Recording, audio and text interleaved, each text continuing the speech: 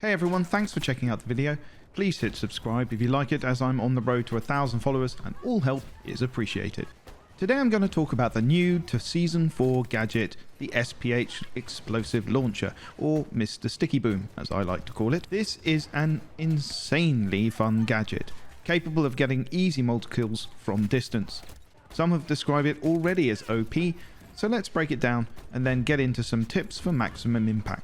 The first point is that Mr. Sticky Boom is locked to the Assault class, meaning only Sundance, Dozer, McKay or Zane can use it, so that does somewhat limit its use over the battlefield. The second point is that it's pretty useless against vehicles, with a very small impact even against the cockpits of helicopters.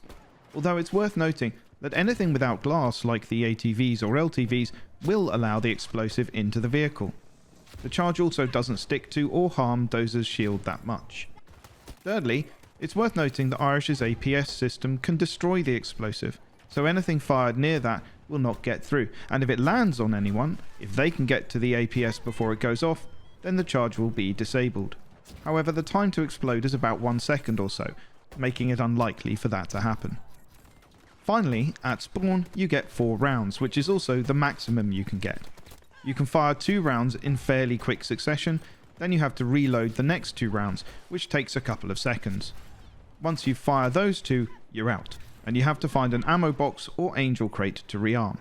An ammo box gives only 2 rounds at a time. With all of those limitations in mind, Mr. Sticky Boom is an insanely fun gadget and can cause absolute mayhem in tight spaces like Stranded that I'm playing on here.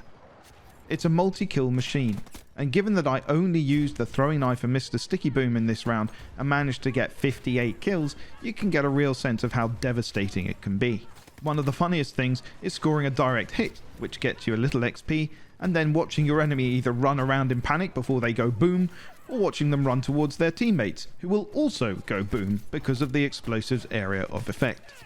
You can also land it near an enemy and then bait them out of cover to get detonated, which is hilarious. The parabolic, something I feel is going to be nerfed soon, of the charge is fairly flat, and you can fire at quite some distance with little drop. The explosive doesn't detonate until it actually hits something, which is a nice addition as it means that the range is very good and you can remain relatively safe whilst engaging.